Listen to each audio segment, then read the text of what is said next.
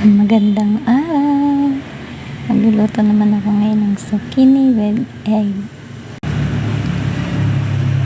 Simple lang ang gagawin. Ayan.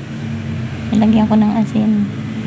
Lalamasin lang natin yun sa asin.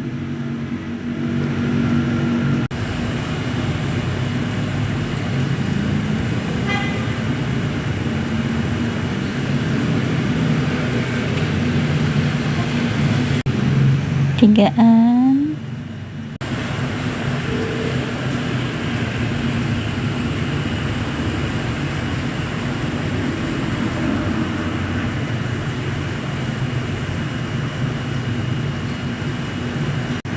Hindi ko na napakita yung tuloy-tuloy na pagluto kasi nagbibideo ako, kala ko naka-off pala. Kaya yan, mabilisan lang.